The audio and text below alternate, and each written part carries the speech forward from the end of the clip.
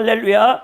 오늘 말씀 우리 마태복음 14장 1절에서부터 12절 말씀, 의인의 박해와 제약으로 기뻐하는 악인이라는 제목으로 여러분들과 함께 은혜를 나눠보고자 원합니다. 이제 이 천국 복음 전파, 예수님께서 마태복음 13장에서 7가지 비유를 통해서 천국을 비유하셨죠. 그 뒤로 이제 전개되는 마태복음 제14장 15장은 왕이신 예수님께 대한 유대인들의 점진적인 비척에 대해서 기록하고 있습니다. 그러니까 예수님이 세례 요한에게 요단강에서 세례를 받으시고 공생의 3년 6개월 가운데 지금 AD 29년 초에 일어난 일련의 이제 사건으로 볼 수 있는 거죠. 그러니까 이제 공생의 2년이 지나간 겁니다. 자, 그 중에서 오늘 말씀에서는 이 갈릴리 지역의 분봉왕이었던 헤롯 안디바가 예수님에 대한 오해와 그 원인이 무엇이었냐면 자신이 세례 요한을 죽였거든요. 그래서 이제 다시 예수님이 세례 요한이 부활해서 그런 사역을 한다라고 착각을 하고 있는 이 내용으로 되어 있습니다. 이 세례 요한이 투옥당한 원인은 바로 헤롯 안디바가 자신의 동생 빌립의, 그러니까 제수씨죠. 헤로디아가 제수씨예요. 근데 제수씨를 이제 불륜을 둘이 저질러서 결국 이제 헤롯 안디바가 자기의 왕비와 이혼하고 이 제수씨를 자기의 두 번째 왕비로 삼은 거죠. 그리고는 이제 그 생일을 맞이해서 많은 귀빈들을 모셔다가 잔치를 하고 있을 때 그 헤로디아와 빌립 사이에 난 딸, 그러니까 조카딸이죠, 사실. 15살 정도 되는 그 조카딸이, 그 의붓, 자기 사실은 이제 큰아버지인데, 큰 시숙인데, 큰아버지를 기쁘게 하려고 춤을 췄죠. 그러니까는 너무 기뻐가지고 무엇을 줄까? 다 구하라는 거죠. 그랬더니 오늘 내용에, 보는 것처럼 헤로디아, 그 엄마가 그 어린 딸 15살밖에 안 된 소녀에게 세례 요한의 목을 이제 달라는 요구를 하는 거죠. 사실 가장 이 성경에서 비참한 내용을 오늘 우리가 함께 나누는 것을 볼 수 있습니다. 저는 여러분들과 세대지로 함께 은혜를 나눠보자 원하는데, 첫째는 하나님 뜻을 순종할 때 오는 의인의 박해가 있다는 거죠. 둘째는 악으로 즐거움을 삼는 악인들의 모습을 우리가 볼 수 있게 되고, 셋째는 의인의 죽음이 악인의 흥을 돋구기 위한 구경거리가 된다는 것을 오늘 말씀을 통해서 여러분들과 함께 나눠보고자 원합니다. 먼저 1절에 보니까 그때라는 이 특정적인 이 날, 사건, 이게 마태의 관용적인 표현이거든요. 마태복음에서 그때 하면 전에 사건이 있었다는 거죠. 그 사건이 무엇이냐면 헤롯 안디바가 세례 요한을 죽인 사건이에요, 사실. 그리고 그 새로운 주제로 전환되면서 예수님의 이야기가 이제 등장하는 것을 볼 수 있습니다. 여러분, 이 헤롯 안디바는 헤롯 대왕의 아들로서 이제 갈릴리와 베레아 지역을 통치하고 있는 분봉왕이에요. 이 분봉왕이라는 것은 여러분 원래 테트라르게스라는 숫자 4를 의미하는 테사레스와 주관하다, 다스리다는 아르코의 이 변형 합성어로 한 나라의 4분의 1을 통치하는 이 통치자를 분봉왕이라고 하는 것이죠. 그러니까 이 갈릴리와 베레스 지역을 지금 이 로마의 이제 섭정왕으로서 그 나라, 그 땅을 다스리고 있었던 거죠. 자, 헤롯이 처음 예수님의 이 소문을 듣고는 굉장히 두려워하는 거죠. 왜냐? 세례 요한, 자신이 목을 뺀 세례 요한과 동일한 사역을 하고 있는 거죠. 천국이 가까웠다, 회개하라, 천국이 가까웠냐 하면서 각색 이적과 막 기사를 행하는 것을 보니까 굉장히 이제 두려움을 갖게 되는 것을 볼 수 있습니다. 그 신하들이 이르되 이는 세례 요한이라, 그가 죽은 자 가운데 살아났으니 그러므로 이런 능력이 그 속에서 역사한다라고 2절에 이 이제 예수라는 나사렛 출신의 이 청년이 엄청난 사역을 행한다는 것을 듣고, 야, 역사한다. 엄청난 여러분 그 권능의 영역을 그 일들을 하고 있다는 것을 알 수 있겠죠. 그래서 처음에 이제 누가복음 9장에 보면 헤롯 안디바가 믿지를 않았어요. 아, 예수라는 사람이 설마 사두개인들은 부활을 믿지 않고 바리새인들은 부활을 믿잖아요. 근데 계속 들려오는 소문을 보니까 이 예수라는 청년이 보통 청년이 아닌 것 같아. 그러니까 원래 세례 요한을 죽여서 죄책감과 양심이 찔리고 있다가 하나님의 이제 두려운 심판이 있다라는 것을 이 생각을 하고 있다가 이 예수라는 청년이 진짜 내가 죽인 세례 요한이 부활한 거 아닌가. 그래서 그 두려움을 갖고 있는 겁니다.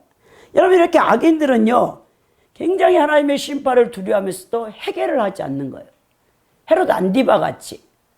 여러분, 이 마귀, 사탄, 귀신의 존재가 야고보서에 보면 하나님을 안다고 있거든요. 여러분, 예수님의 공생의 사역 가운데 보면 귀신들이 예수님이 어떠한 분인가를 정확히 알아요. 마가복음 5장에서도 2,000마리 귀신 들린 그 청년이 무덤 사이에서 막 자기 몸을 돌로 해하고 있었잖아요. 근데 예수님이 배를 타고 제자들과 함께 오는 것을 보고 놀래가지고 막 광풍을 일으켜서 다 그냥 갈릴리 호숫가에다가 빠져 죽이려고 했는데 딱 이제 예수님이 여러분 앞에 나타나니까 그 귀신 들린 청년이 달려와서 자기를 무적행에 보내지 말고 저 비탈길에 있는 돼지떼에게 보내달라고 하잖아요. 그러니까 예수님이 가라. 그러니까 그 2,000마리 돼지 그 귀신이 들어있던 청년에서 빠져나와서 비탈길에서 있던 그 2,000마리 돼지떼에 들어가니까 돼지들이 미쳐 날뛰어가지고 다 바다에 빠져 죽었잖아요. 그 사건을 우리가 보는 것처럼 이 악한 영들은 하나님의 이 존재 그리고 예수님이 어떠한 분인가를 우리보다 더 잘 알아요. 근데 그들은 해결하지를 못해. 해결할 수가 없어요. 그러니까 자신들의 운명을 정확히 알고 있죠. 이제 예수님이 재림하셔서 1,000년 동안 마귀를 무적행에다가 가둔다. 그리고 천년왕국 끝에 곡과 마곡의 전쟁을 통해서 이제 완전한 심판을 받아 영원히 꺼지지 않는 지옥 불못의 감옥에 들어간다는 것을 이 사탄과 그 타락한 천사들, 악한 영들과 귀신은 그것을 잘 알고 있습니다. 근데 해결을 할 수 없는 것이죠. 여러분, 성경에서는 죄를 많이 지어서 악인이라고 하지 않아요. 성경에서 말하는 악인은 죄를 많이 지은 자가 아니라 죄를 짓고도 해결할 줄 모르는 자를 악인이라고 한다는 거예요. 여러분, 이 세상에서 크고 작은 죄를 짓지 않는 자가 어디 있습니까? 로마서 3장 23절에 바울 사도가 모든 사람이 죄를 범하였으면 하나의 영광에 이르지 못한다겠죠. 우리는 제사함 받은 크리스천들은 제사함 받은 의인들이잖아. 그렇지만 우리도 크고 작은 죄를 짓는단 말이에요. 제사함을 받고 우리 안에 성령께서 내주에 계시는데도 우리는 우리의 자유의지의 선택을 따라서 선과 악이 있는데 내 자유의지로 선택을 하는 거죠. 많은 사람들이 그래요. 야, 우리 하나님께서 일방적으로 나를 그냥 강권에서 사로잡아 버리면 내가 죄를 범하지 않고 하나님 뜻만, 하나님 말씀만 순종하고 그러면 나는 천국에 가지 않겠느냐. 여러분, 그렇게 해서 절대로 여러분들이 구원을 받을 수 있는 게 아닙니다. 여러분, 저도 성령을 너무 강하게 받았잖아요. 29살 때 성령의 권능의 불을 받아가지고 제가 밤새 100평 되는 여러분 성전을 뒹구는 사람 아닙니까? 그 새벽 4시가 딱 되니까 위에서 정말 바울 사도와 같은 그 사도행전 9장에서 눈이 멀어버릴 것 같은 그 빛이 한 줄기가 쫙 오더니 제가 탁 무릎을 꿇었어요. 눈을 뜨면 눈을 멀어버릴 것 같아. 너무나 강렬한 빛이 왔거든요. 거기서 딱 음성이 들려오는데 성령 하나님이란 걸 알겠더라고. 제 영이 압니다. 직감을 했어. 근데 딱 말씀을 하는데 너는 이제부터 내 말에 절대적으로 순종해야 되니라 그러더라고. 그래가지고는 10년을 제가 성령님 앞에 붙들려가지고 여러분들은 웃고 있지만 얼마나 무서운지 압니까? 죄성을 태우는데요. 우와, 여러분 인간의 그 육체가 얼마나 약한지 압니까? 그래서 하나님께서 우리를 부활체를 입게 하시는 거죠. 하나님 생명을 이 지금 나약한 이 육체로는 감당이 안 되니까, 그 영광이 감당이 안 되니까 여러분들에게 부활체를 하나님께서 입혀주려고 여러분들을 이렇게 훈련하고 계시는 거 아닙니까? 근데 저를 막 끌고 다녀 성령이 강권에서 하루 평균 2시간 자고, 제가 직장 생활을 하고 밤에 야간 신학교를 다녀 10시에 끝나면 또 우리 어머니를 모시고 도봉산 산철화를 가고, 잠을 언제 잡니까? 그렇게 하니까 제가요 평생 써야 될 그 에너지를 10년 안에 다 썼어요. 그래가지고 제가 신학교 앨범에 보면 제가 그때 30대 33살밖에 안 되는데 다 저 연배들하고 이제 어머니 아버지 뻘 같은 사람들하고 제가 신학교를 다녔거든요. 영산신학을. 근데 졸업사진을 보면 제가 제일 늙었어. 완전히 진짜 파삭파삭 써드려. 그래가지고 제가 35살 때는요 몸을 용신할 수가 없었다니까요. 그러니까 성령님이 딱 놔주더라고. 저를 놔주니까 그때부터 휘청휘청 하면서 제가 하루 24시간 가운데 한 절반도 더 넘게 계속 잠을 자. 그러니까 우리 언니가 우리 목사님이 이상해졌대. 그래가지고 야 체력이 약한갑다. 사골국을 계속 다려서 저를 먹이는데도 이게 안 돌아와요. 몸이. 서서히 회복돼야 되는 거야. 10년을 썼으니까 10년이 지나가야 회복돼요. 그래서 저는요 모세가요 80세 때 이 지팡이에 의존해가지고 겨우 자신의 몸을 끌고 이드로 장인의 양을 끌고 거기 시나이 반도에 갔다고 생각합니다. 그분은 40년 동안 하나님이 연단하면서, 모세는요 이 지팡이 없으면 다니지를 못할 만큼 세자리 있는 사람이에요. 근데 우리 하나님께서 모세를 출애굽 영적 지도자로, 그리고 광야에서 그렇게 반역하고 패역하는 이스라엘 출애굽한 백성들을 여러분 이제 섬기기 위해서 다시 힘을 부어줬어요. 그리고 120세가 돼서 느보산에서 죽을 때는 그는 기력이 세하지 않고 눈이 흐려지지 않았다고 했어요. 하나도 여러분 그 하나님께서 40년을 다시 성령의 권능을 부으셔서 마른 뼈 같은 모세를 들어서서 지치지 않게 하신 거죠. 죽을 때는 그가 기력이 세하지 않았다니까요. 근데 사명이 끝났기 때문에 이제 여호수아에게 바톤 터치를 넘겨야 되기 때문에 그를 그렇게 데려간 거라고 저는 생각합니다. 저도 그랬어요, 여러분. 근데 세월이 딱 가니까 야 사람들이 막 놀래잖아요. 제가 다시 다 재생된 거죠. 우리 하나님의 능력으로. 그때는요 막 제가 얼굴이요 기미가요 완전히 다 덮어가지고 시커매가지고 볼 수가 없다니까요. 다리 무릎 관절이 막 흔들려갖고 계단을 오르지를 못해요. 왜냐하면 여러분 10년 동안 금식시키죠. 하나님 먹지 못하게 하시죠. 제가 굶기도 얼마나 굶지 몰라요. 한 달이면요 장기 금식을 2-3번 하기 때문에 저를 그 재성을 끊어내고 다른 연약한 우리 학우들을 5명 그냥 떨어져 나갈 것 같은 신학교 그만 두려고 하는 사람들 때문에 그 사람들을 대신해서 막 열흘씩 금식을 시켜버리는 거예요. 돈도 없지만 먹이지도 않으시지만 막 금식을 시키니까 제가 그렇게 시커매였어요. 진짜 얼굴이 볼 수가 없었어요. 근데 우리 언니가 이 사당동 신학교를 딱 갔거든요. 순복음 신학교를. 그랬더니 거기 장로님이 사업가래. 그리고 백화점에서만 납품하는 엄청난 고가의 그 화장품을 앰플이라고 해가지고 8개 들었더라고. 어느 날 우리 언니가 딱 와서 나보고 목사님 내가 왜 언니? 그러니까 이거 한번 발라봐. 아니 이렇게 얼굴이 젊은 사람이 망가져서 되겠니? 그래 제가 그래 기도하면서 그걸 발랐더니 원래 여러분 여자 얼굴 기미 생기면 이거 안 벗겨지거든요. 박피를 한 수십 번, 한 7, 8번 해야, 연예인들 막 화장품 많이 이렇게 CF 찍은 여러분 연예인 여자분들이요, 전부 얼굴이요, 사실 안 좋아요. 근데 이제 박피를 해가지고 다시 재생시킨 거죠. 피부과에 가면. 그래서 제가 기도하면서 발랐더니 그게 순식간에 싹 다 벗겨져 버리더라고요. 우리 하나님이 그렇게 하신 거죠. 그래서 제가 이제 그걸 아는데, 여러분, 우리가 이 죄가 없어요, 죄. 하나님은요, 우리가 어떤 큰 일을 하기를 원하지 않아요. 우리 하나님이 여러분들에게 원하는 건 단 한 가지. 죄를 짓지 않도록. 죄를 지어도 빨리 회개하기를. 그래서 의인이 되기를 원한다는 거예요. 여러분, 회개치 않는 악인은 정죄받고 심판에 이를 수밖에 없습니다.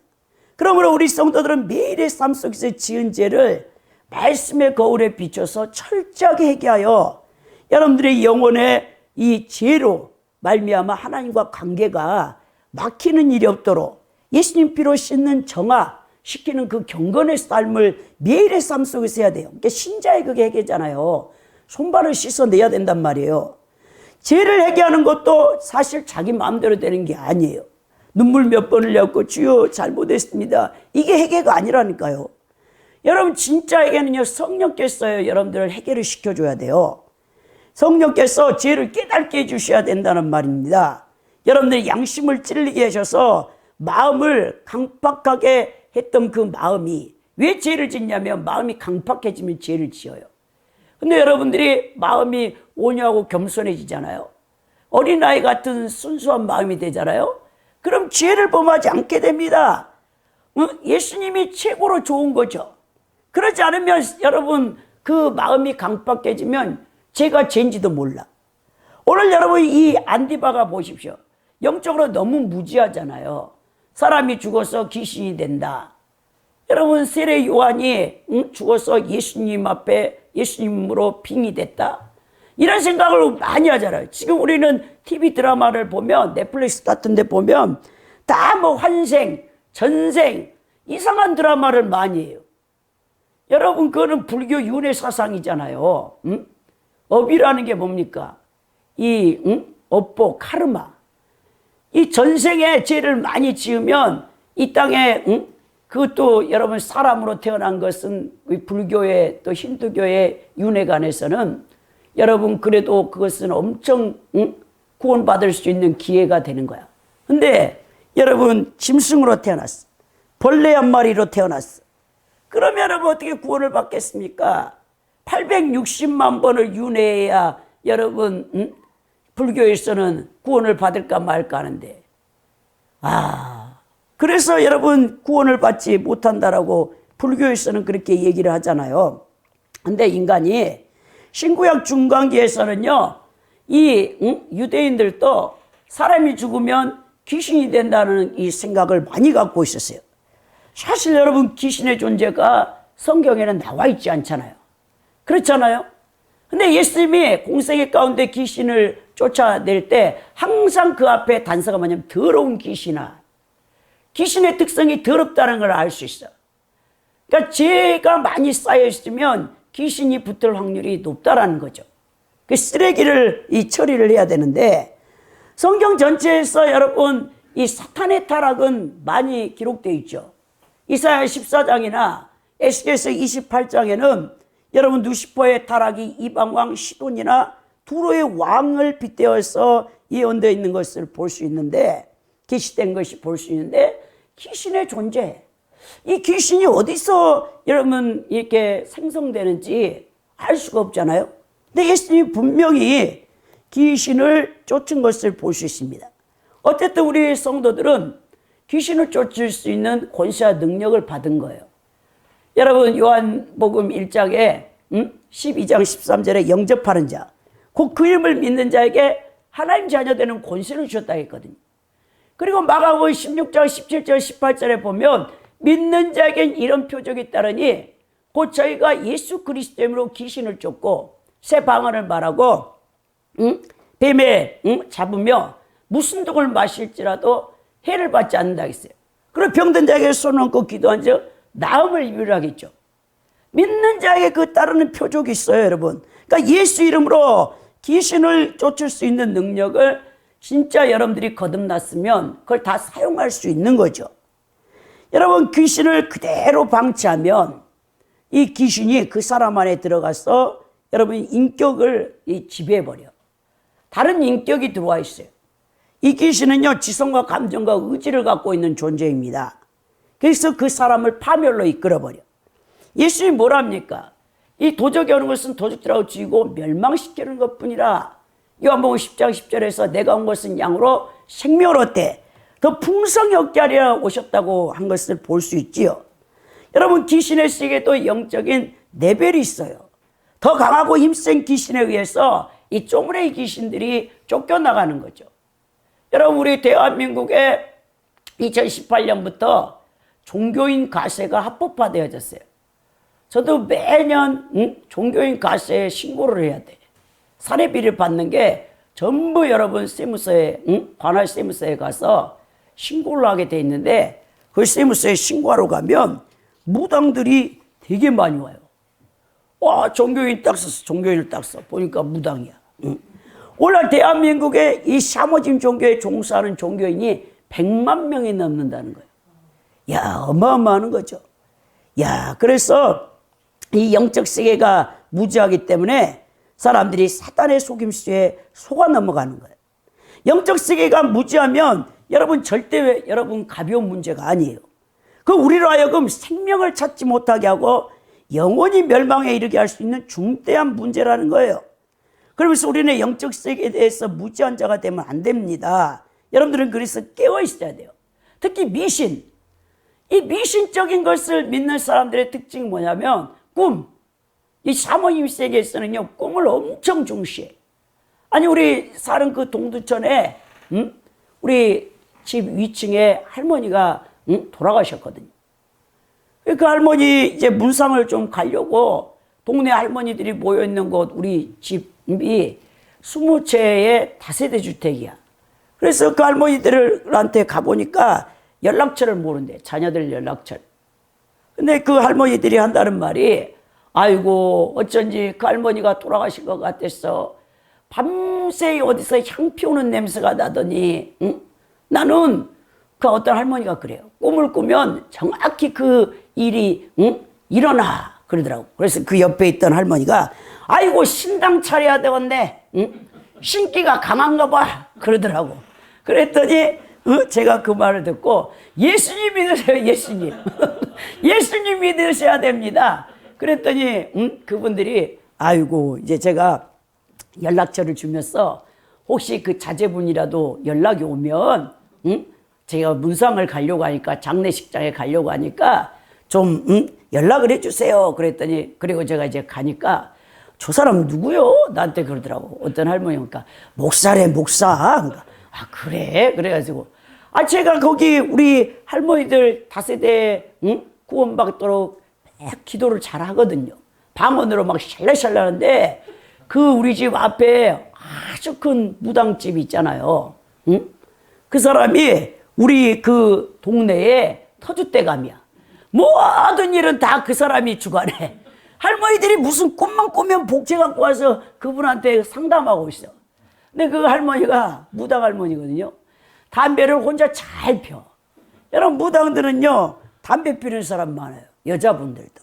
귀신이 그렇게 붙어가지고 그렇게 고통을 주는데 참 불쌍해요.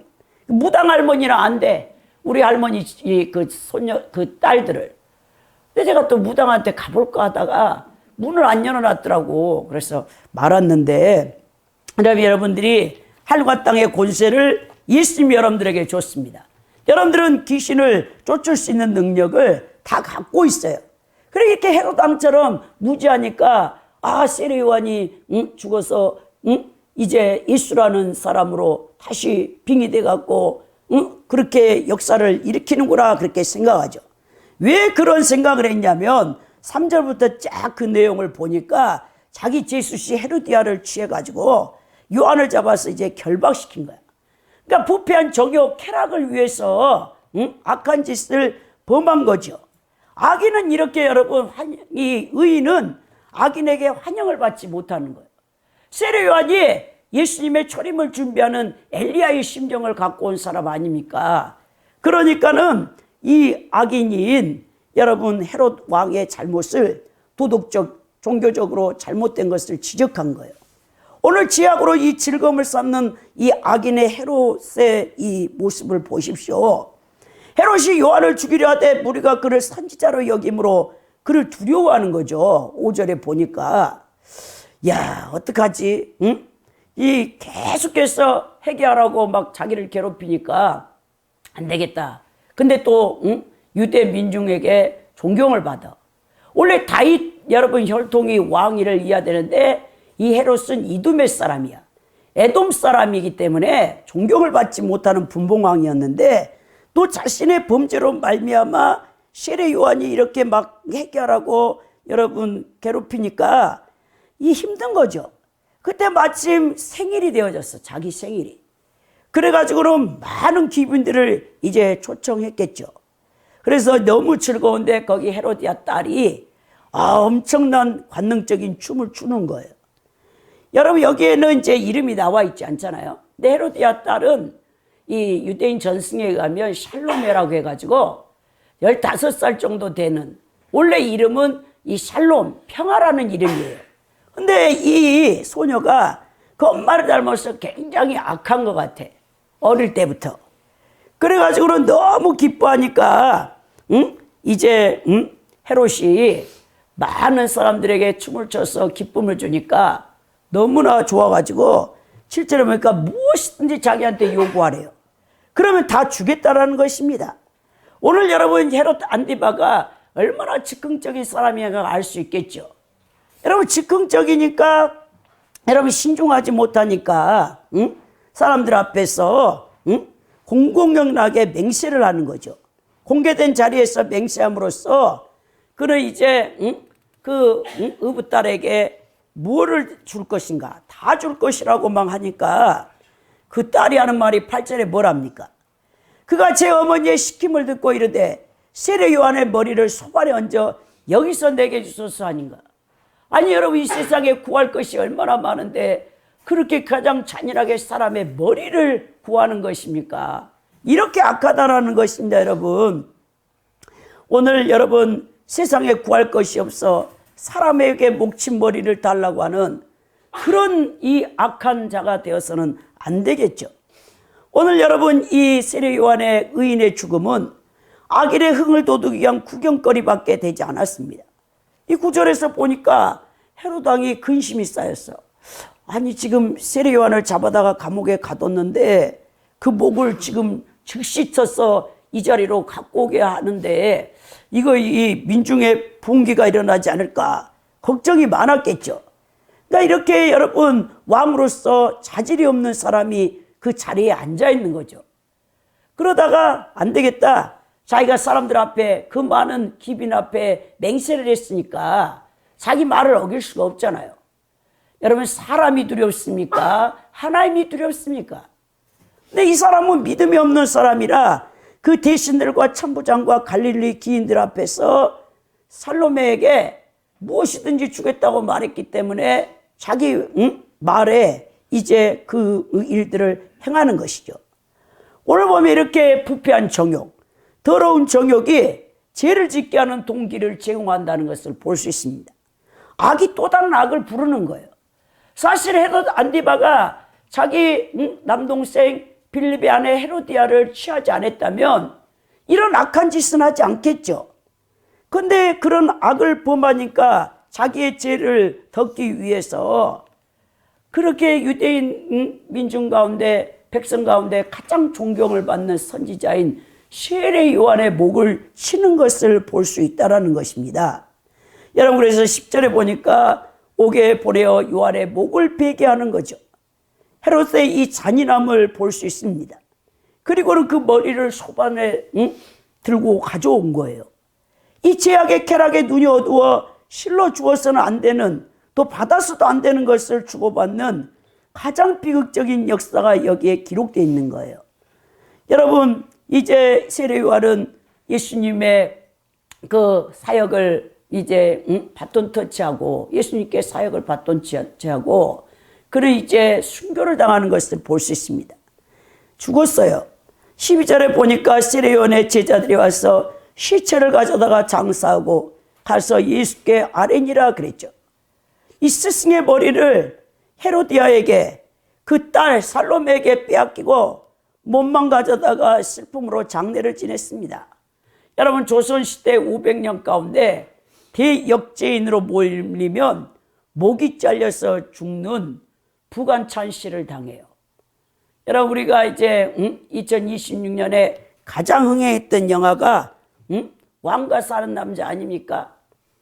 거기에 보니까 단종, 이 단종의 이야기잖아요. 사실 15세의 문종 아버지 대왕이 죽고 그 단종이 왕위를 얻었는데 그 숙부인 수양대군이 1453년 개유정난을 일으켜가지고 단종을 저 강원도 영월 청령포에다가 유배를 시켜놨어요.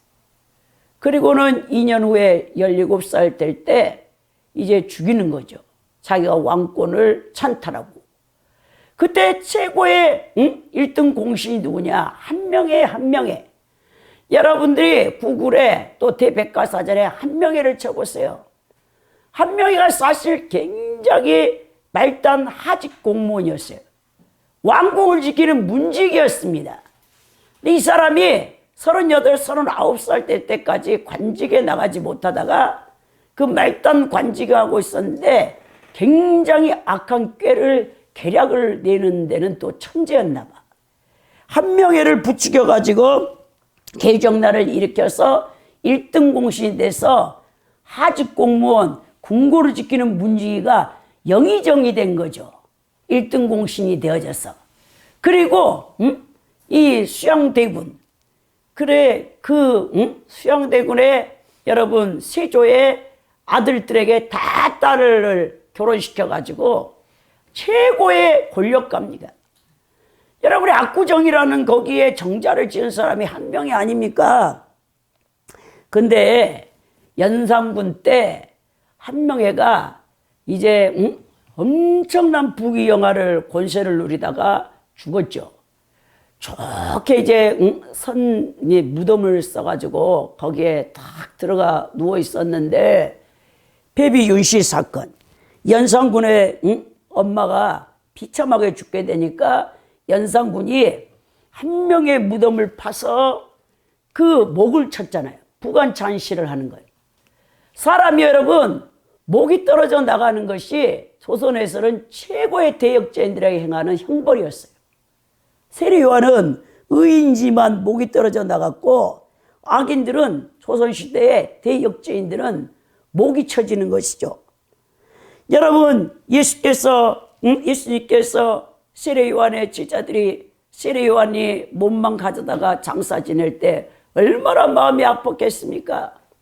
우리 예수님의 삶과 여러분 그 세례요한의 순교는 예수님의 순교, 예수님의 십자가의 죽음을 예표하고 있는 것이죠. 자, 그래서 제자들이 그 무덤에 갔다 이제 장례를 치렀습니다. 이 역사의 마지막으로 사라진 거죠. 내 하나님 편에는 죽은 게 아니죠. 최고의 제가 봤을 때는 면류관을 받은 것 같아. 세례 요한이 천국에 가서. 오늘 말씀을 정리해 보면 하나님 뜻을 순종할 때 반드시 여러분 의인들은 박해를 받게 돼 있어요. 왜냐, 이 세상 자체가 세상 임금이 마귀가 지배하고 또 악인들이 이 세상을 지배하고 있기 때문에 그렇습니다. 악인들은요 날마다 죄악으로 즐거움을 삼는 거예요. 왜 인간이 죄를 짓습니까? 죄를 짓는 쾌락이 있기 때문에 죄를 짓는 거예요. 이 부패한 타락한 정욕 때문에. 정욕이 인간을 인간되게 하는 거잖아요. 에피디미아가 우리의 영혼육을 다 감싸고 있거든요. 이 에피디미아는 여러분 식욕과 성욕과 그리고 수면욕과 권력 그리고 물질 욕심, 명예욕, 이게 다 에피디미아예요.